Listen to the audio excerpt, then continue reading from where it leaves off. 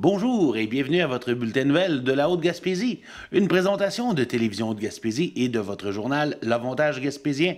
Vous m'avez sûrement reconnu, Dominique Fortier, et à ma gauche, M. Frédéric Deroy, alors mes salutations distinguées. Hey, bonjour Dominique.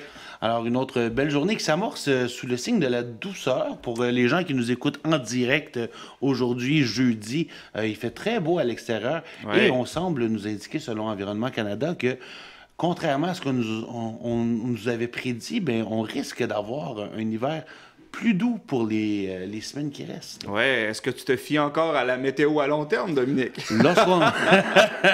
Lorsqu'on annonce des bonnes nouvelles de même, j'ai tendance à vouloir y croire. Ouais, un bel hiver doux, mais il faut pas que ça fonde. Il faut qu'on puisse faire du ski, motoneige, c'est bon pour l'économie. Alors, ne sois pas prophète de malheur, Dominique. Jamais de la vie.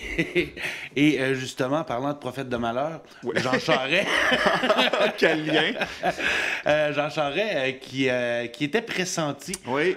Pour succéder à Andrew Scheer à la tête du Parti conservateur du Canada, un parti qu'il a chéri dans les années 90 alors qu'il était lui-même dans ce parti-là. Oui. Bref, on apprenait hier que c'était terminé. M. Charest renonçait à se lancer dans la course. Il a évoqué notamment que c'était très compliqué pour les gens de l'extérieur du parti de tenter de se lancer à la chefferie, beaucoup de frais et on doit aussi aller chercher beaucoup d'appui. Donc, bref, il dit à une prochaine fois.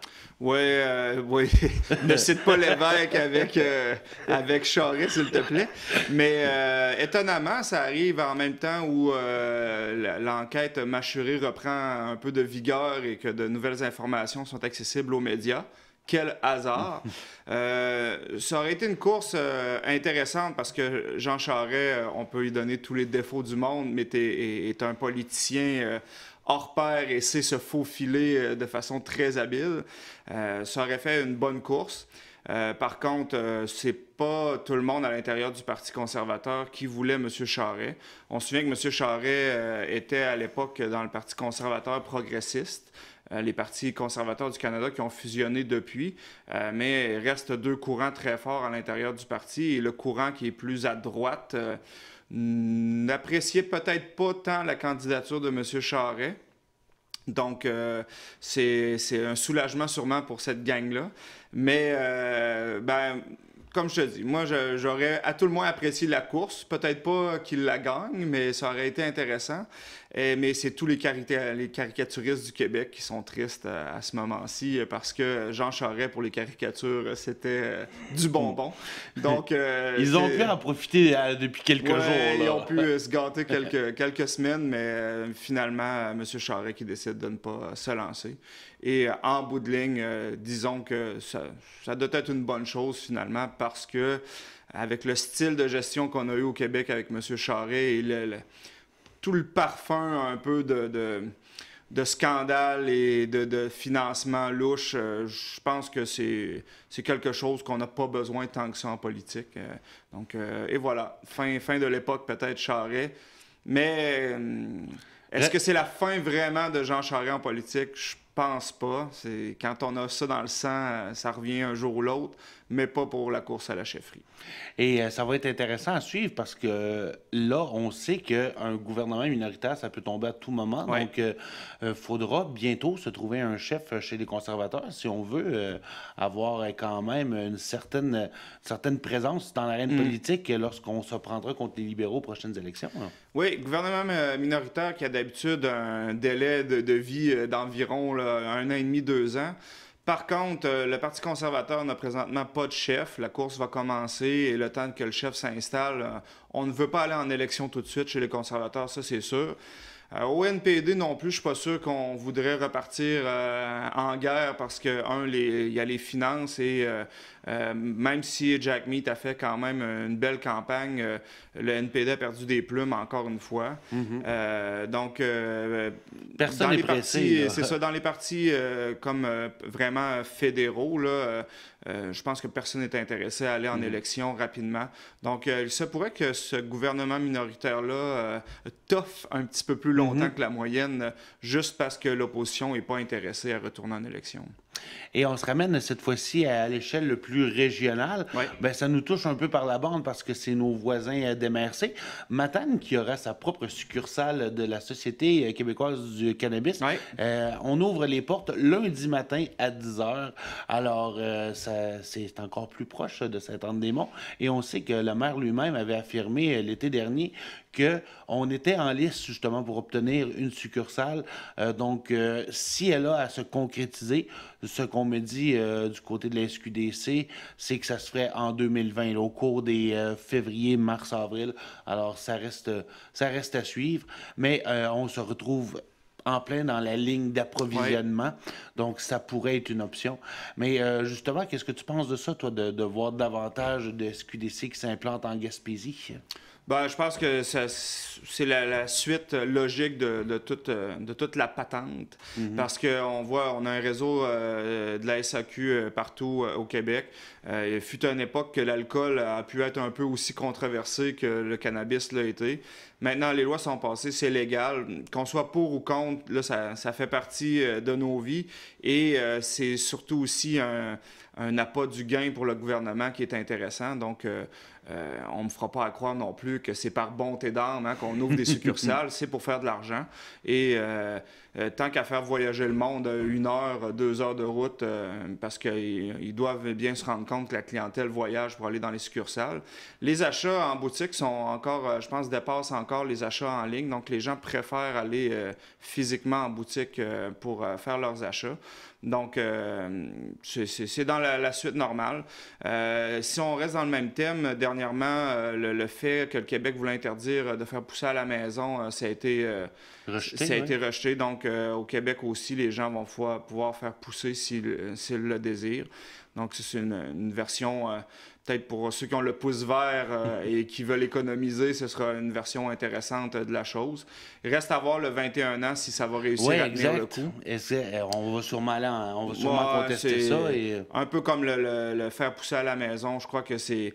La CAQ a voulu se donner bonne conscience pour faire plaisir à sa base un peu plus conservatrice.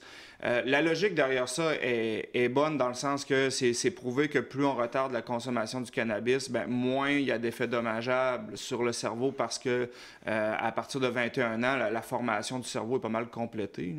Donc, on connaît la logique derrière cette loi-là, sauf que partout ailleurs, c'est 18 ans et la majorité est 18 Exactement. ans. Alors, pourquoi faire des exceptions à certaines choses?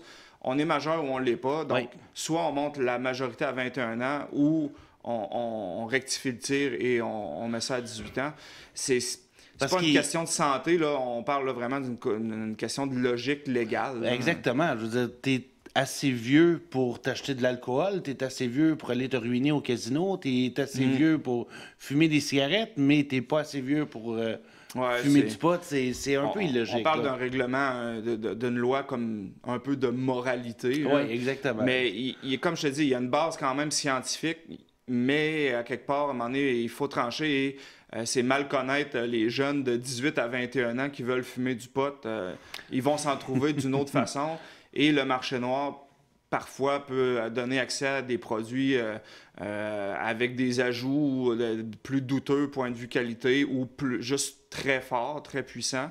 Parce qu'on sait que le marché noir, pour compétitionner un peu le marché légal, a voulu sortir des produits comme plus forts, a essayé d'être plus attractif d'une autre façon. Donc, d'éloigner les jeunes de 18 à 21 ans du marché légal où tout est légiféré, tout est réglementé et on sait ce qu'on vend et ce qu'on achète. Donc, je pense pas que c'est une bonne idée d'éloigner cette jeune clientèle-là du marché légal. Effectivement. Mais bref, on verra justement si ça sera contesté. Oui. On arrive dans le domaine plus local. Il y avait le pompier, le capitaine Renaud Robinson, qui est en poste à Mont-Louis depuis maintenant 1978. Alors, c'est un bonhomme qui est impliqué un peu partout dans sa communauté, notamment auprès des corps de cadets. Il est également conseiller municipal. Il a été nommé nommé par le directeur du service incendie, Steve Dumont, comme chef des opérations pour la caserne de Mont-Louis. Donc, ça va lui conférer davantage de responsabilités au niveau de la gestion administrative. Donc, il sera un peu à la table des décisions. Donc, bref, c'est un titre qui est quand même mérité pour quelqu'un qui œuvre auprès des pompiers depuis très, très longtemps. Alors, un petit salut à M. René Robinson qu'on voit ici à l'écran en compagnie de Steve Dumont et du maire de la municipalité, M. Guy Bernatchez. Oui, très important d'avoir un service d'incendie qui est régional pour la MRC. Donc, ça facilite des fois le partage d'équipements ou la coordination, mais d'avoir des têtes fortes dans chaque village ou à tout le moins dans chaque secteur pour aider à prendre des bonnes décisions et à gérer tout ça, c'est une excellente approche. Donc, bravo. Tout à fait. Une autre nouvelle, on apprenait tristement la semaine dernière le décès de Thérèse Tanguay-Dion, aussi connue sous le nom de Maman Dion. Et peut-être que certains gens l'ignorent, mais Maman Dion est originaire de Sainte-Anne-des-Monts. Vous savez où se situe la poissonnerie du Quai? Bien, c'était sa maison d'enfance.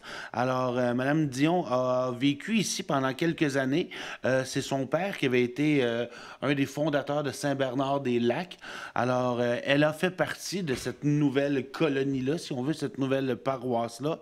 Et c'est par la suite qu'ils se sont exilés à l'extérieur de la ville, à La Tuque et ensuite à Charlemagne, où elle aura finalement une grande famille. Elle était revenue en 2012 à Sainte-Anne-des-Monts.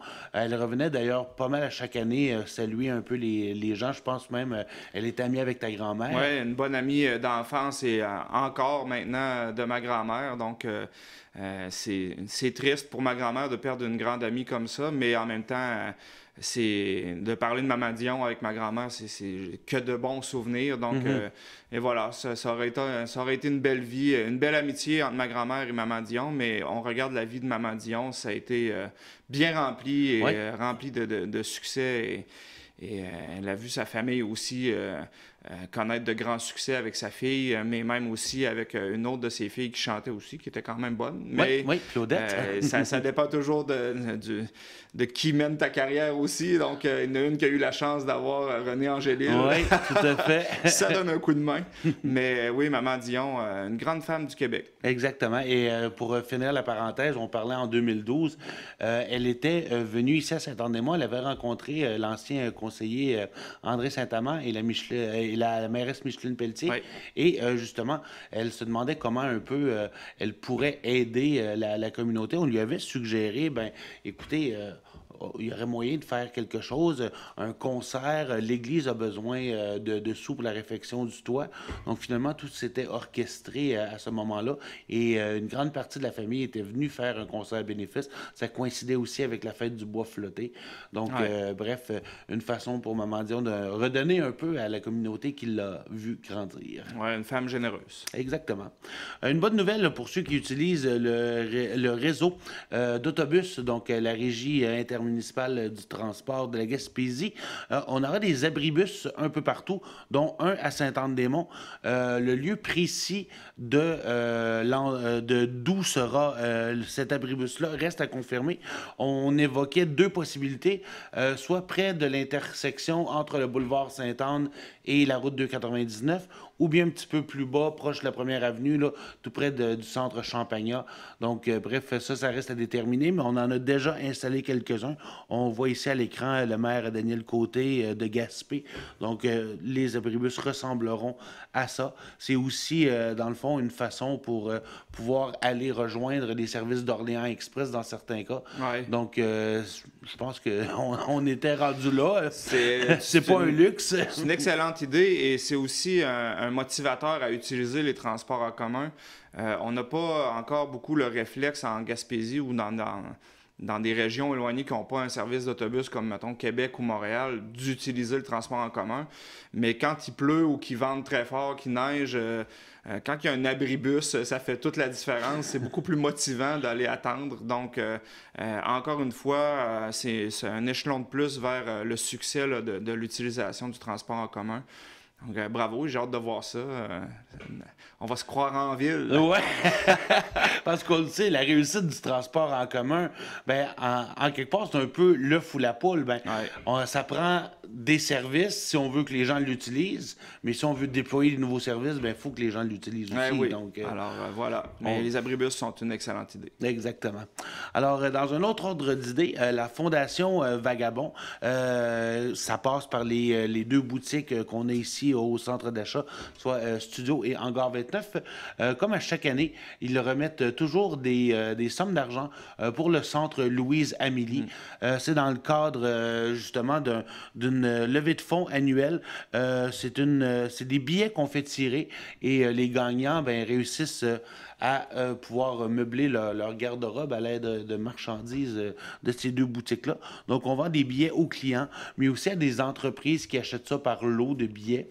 Donc, on a réussi à accumuler plus de 4 000 $ cette année. Alors, on voit ici Isabelle Mainville et Cédric Huard, les deux gérants respectifs des deux boutiques, en compagnie de Monique Caron du Centre Louise-Amélie. C'est une initiative qui est née il y a déjà 20 ans de ça. On se rappellera tous la triste histoire de Sonia Raymond, cette dame qui était décédée dans la baie des Chaleurs lorsqu'elle avait refusé des avances à un étranger. Elle avait été assassinée et c'était une employée du groupe Vagabond. Donc, c'est là que l'initiative était née et ça se poursuit depuis ce temps-là. Et le meurtrier de Sonia Raymond aura été retrouvé seulement 20 ans par la suite. Donc, ça s'était réglé là, pas longtemps, il y a pas très longtemps. Une triste histoire, mais qui a donné naissance à un bel élan de générosité. Exactement. Alors, c'est ça. C'est une initiative de la Fondation Vagabond pour le Centre Louise-Amélie pour aider à perpétuer les services en place. Et sur ce, mon cher Frédéric, on prend une courte pause et on revient avec la suite du bulletin nouvelle de la Haute-Gaspésie.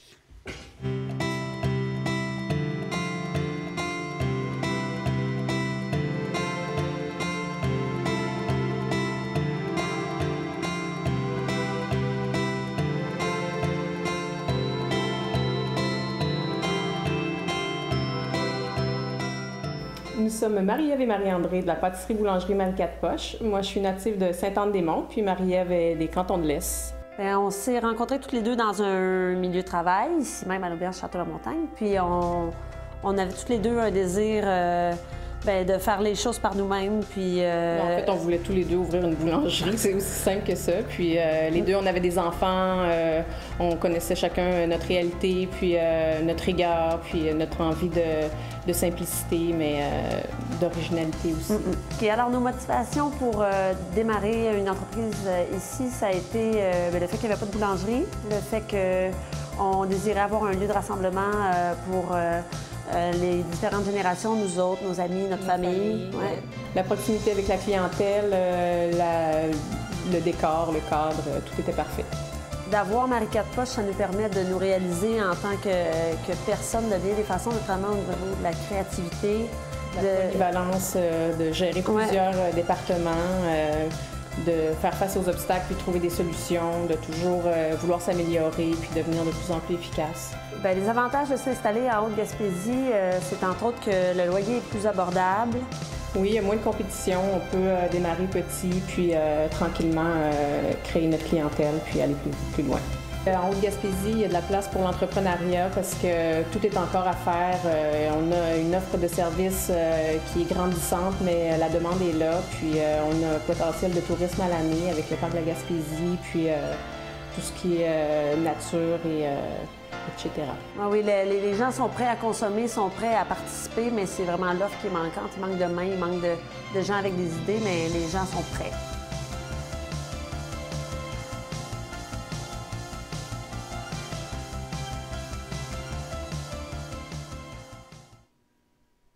Alors, nous sommes de retour à votre bulletin de nouvelles de la Haute-Gaspésie, toujours en compagnie de Dominique Fortier et de Frédéric Deroy. Fred, une nouvelle provinciale, mais qui risque d'avoir beaucoup de contre-coups, de répercussions ici, c'est notamment la décision du tribunal de faire tomber un critère sur l'aide médicale à mourir. Alors, ce n'est plus nécessaire d'être en fin de vie pour demander l'aide médicale à mourir. C'est quand même une grande décision qui change un peu les règles du jeu, si on veut, là. Donc, on s'est entretenu avec le docteur Michel Bureau, qui fait partie du comité là, sur les soins en fin de vie. Lui, il dit, il ne faut pas s'inquiéter nécessairement de ça, puisque ce n'est pas parce que ce critère-là n'est plus présent que automatiquement demain matin, tout le monde va se ruer chez leur médecin pour dire « je veux mourir ». Donc, on parle quand même d'une certaine résilience naturelle chez l'être humain qui fait qu'on a recours à ces soins en fin de vie-là seulement lorsqu'on sent qu'il n'y a plus aucun espoir et qu'on est rendu dans les dernières semaines, derniers mois. Donc, de son côté, il ne pense pas que ça ouvre la porte à des abus ou quoi que ce soit. Je sais pas comment tu te positionnes là-dessus. Bien, pour faire... on recule un petit peu. Quand au Québec, on a décidé de vouloir aller vers l'avenue de l'aide médicale à mourir, on était vraiment pionniers au niveau du Canada. Le Canada a suivi par la suite, mais même au début, c'était un thème qui choquait un peu. Hein. Au fédéral, les autres provinces regardaient le Québec et... ça faisait grincer des dents un peu parce qu'on savait pas trop comment on allait s'enligner avec ça et c'est un sujet qui est ultra délicat. Et même à l'époque, là, c'est ça, on va se débarrasser de nos vieux, puis on va, je veux dire, les discours dérapaient facilement parce que c'est un sujet qui est très sensible, qui est très émotif. Et là, le fait d'avoir mis en place quelque chose qui était assez structuré et même à la limite un peu contraignant parce que ça limitait beaucoup l'option. Mais je pense que c'était la meilleure approche pour justement éviter un peu les dérapages. Donc, en étant très serré au début, on installe les lois, le fédéral a suivi et le fédéral va avoir à faire aussi ses devoirs bientôt. Ça avait d'ailleurs ressorti un peu dans la campagne électorale. Parce qu'on se rend compte que des gens avec des maladies chroniques graves ou dégénératives ne veulent pas attendre jusqu'à vers la fin parce qu'il y a beaucoup de souffrance et eux autres, ils voudraient juste partir dignement et dans le confort. C'est un peu dans ce sens-là que la nouvelle, que la décision a été rendue. Là. Et voilà. Donc là, on ouvre la porte à ce genre de situation-là. Là, je suis désolé, les deux noms m'échappent, mais il y avait 2 personnes avec des maladies graves qui faisaient ce combat-là. Et c'est une victoire. Là, on parle de dignité humaine. Là, on veut pas... personne veut que ça tombe dans l'extrême. Et personne, rapidement, se dit « Ah ben moi, je veux mourir. » Je veux dire, c'est des décisions qui sont très importantes, qui sont encadrées. Il y a des psychologues dans l'histoire. Je veux dire, on prend pas cette décision-là à la légère. Les gens sont accompagnés et quand la décision est prise, c'est parce qu'on a évalué toutes les options et on est rendu là. C'est réfléchi. C'est ça. Donc, c'est une excellente nouvelle. C'est un sujet qui va toujours diviser les gens. Il y en a qui vont toujours être contre. C'est sûr que l'éducation par rapport à la religion, si on recule au point de vue catholique et tout, le suicide et tout, là, c'est pas dans les options. On doit mourir quand notre corps lâche. Donc, il y a ce fond-là aussi au Québec, mais sûrement ailleurs aussi, qui fait que nos réflexes de religion, ou ce qu'on nous a appris dans le temps, fait que c'est pas une option ou ce qu'on va aller facilement, on se sent coupable d'aller vers là, etc. Donc, là, on parle d'un point de vue comme médical, on parle d'un point de vue psychologique. Tout est analysé et je crois qu'on était rendu là. C'est l'autre étape qu'on a franchie dans nos lois. Et s'il y a d'autres choses à venir, je ne sais pas ça va être quoi, mais je veux dire, on doit y aller vraiment petite bouchée à la fois, petits morceaux, débloquer la loi vraiment tranquillement pour être sûr justement de ne pas tomber dans les extrêmes. Là. Mais je pense pas qu'on tombe jamais dans quelque chose d'inconcevable. Même, donc, tu rejoins un peu ce que le docteur Bureau disait. Il ne faut pas s'attendre justement à ce que demain matin, il y ait des files d'attente non plus pour recevoir l'aide médicale. Non, je ne pense pas. C'est pas... l'être humain de base ne veut pas mourir. Exactement. Bon, c'est ça. On a toujours espoir. C'est ça. Sur un thème un petit... si on change un petit peu de thème, on s'en va au niveau des sports cette fois-ci. Alors, Alors, en fin de semaine dernière, il se passait beaucoup de choses à l'Aréna J. Robert-Lévesque de Saint-Anne-des-Monts. Première des choses, vendredi soir, Hockey Haute-Gaspésie avait organisé un hommage à Louis Pelletier, ce jeune adolescent qui est décédé tragiquement l'été dernier. Alors, on avait réuni tous les joueurs de Hockey Haute-Gaspésie, ainsi que des joueurs de Matane qui étaient là pour 2 matchs symboliques, mais on en a profité pour retirer le chandail numéro 27 de Louis Pelletier. On a également tenu une mise en jeu symbolique avec son petit frère. Il y a également un vibrant hommage qui lui a été livré par Marie-Claire Lachance. Également Simon Deschênes, qui agissait à titre de maître de cérémonie, qui a dit quelques mots pour Louis. Donc, c'était vraiment une cérémonie qui était très touchante, très émouvante. Beaucoup de gens étaient là. Je pense justement, ça rappelle à quel point la vie peut être fragile, malheureusement, mais à quel point aussi ce jeune homme-là a touché beaucoup de gens, tout son entourage, tous les autres joueurs qu'il a pu inspirer aussi alors qu'il était joueur de hockey. Alors bref, c'était une belle initiative de hockey Haute-Gaspésie. Oui, moi je n'étais pas présent, mais les gens qui m'en ont parlé avaient tous un peu le frisson ou le trémolo dans la voix. Effectivement, je peux te le confirmer, oui. Donc c'est vraiment un beau geste et pour le deuil des amis, de la famille, je pense que là, c'est vraiment un événement clé là, qui va un peu apaiser cette douleur-là parce que c'est été fait en communauté, en groupe et pour les parents de voir aussi que leur jeune avait laissé cette belle trace-là et dans le fond avait touché ou été une belle amitié avec sa gang et tout. Là. Les équipes sportives, ça se tient. Hein? Fait que quand un membre d'une équipe sportive de même jeune comme ça quitte... C'est difficile pour les jeunes et pour tout l'entourage, hein, les coachs, les autres parents. Ces gens-là se fréquentent beaucoup, donc ça devient une grosse famille élargie. Et je pense que ce genre d'événement-là était nécessaire pour que tout le monde puisse un peu vivre ce deuil-là et le faire en groupe comme ça. Donc, c'est vraiment une belle initiative et on a senti beaucoup de générosité aussi à travers ça. Là. Donc, et le chandail, moi je vais plus pour le patinage artistique, là, mais de voir le chandail accroché en haut de l'aréna, c'est quelque chose. Hein. On se rappelle un peu le jeune puis l'histoire, puis ça n'a pas le choix, ça nous laisse pas indifférents. Exactement. Et au-delà du hockey, on peut aussi se rappeler que Louis Pelletier et son ami Léo Charlot-B, c'était les deux garçons qui étaient les instigateurs du skatepark. C'est eux qui s'étaient rendus au bureau du maire Deschênes, dire on veut un skatepark. Et finalement, ils avaient aidé le maire à cheminer ce projet-là et ça s'était concrétisé. Et il est toujours là aujourd'hui et très utilisé d'ailleurs. Et voilà. Donc, des jeunes qui étaient tenaces parce que le projet datait, là, ils ont tenu le projet à bout de bras d'essayer de le faire passer pendant au moins 2 ans. Là. Je me souviens, ils avaient créé une page Facebook là, et ils n'ont pas lâché prise. Là, quand je suis arrivé en 2011, le projet était déjà sur la table. La page Facebook existait déjà. C'était un autre groupe à l'époque qui s'en occupait. Mais lorsque Louis Pelletier et Léo Charles avaient décidé de prendre le projet en main, là, c'était un petit peu plus rapidement. OK, voilà. Une perte pour la région. C'est triste, mais... Je pense que c'est... Il a laissé sa trace. Oui, c'est ça. Ouais. Et on termine avec une nouvelle concernant le Nordais de la Haute-Gaspésie. Il disputait un de ses derniers matchs en fin de semaine dernière à l'Aréna J. Robert-Lévesque. Alors, une victoire de 5-4 contre les Corsaires de Forillon. On voit ici à l'écran le grand numéro 97, Jerry Robinson, qui a volé la vedette en inscrivant 3 buts. Il avait été jumelé aux frères Benoît et Simon Anctil au premier trio, en l'absence d'Anthony Forêt, qui soigne actuellement une blessure. Alors, 3 buts pour Jerry Robinson. Les 2 autres buts sont de Louis Bernier et du défenseur Jean-Christophe Gagné. Et avec cette victoire-là, le Nordais s'assure de la tête du classement général, puisque même s'il perdrait ces 2 matchs et que les Vikings gagneraient leurs 2 matchs, lorsqu'on regarde dans les statistiques là, qui a marqué le plus de buts et tout ça, bref, le Nordais a l'avantage.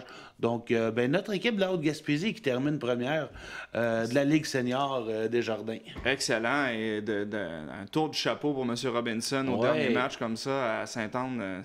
Ça doit gonfler l'orgueil. Effectivement. Alors, il y aura un prochain match qui va se dérouler en fin de semaine prochaine. Alors, ça sera à nouveau un rendez-vous avec les Corsaires. Alors, c'est un rendez-vous. Et nous, on se donne rendez-vous aussi la semaine prochaine pour un autre bulletin de nouvelles de la Haute-Gaspésie.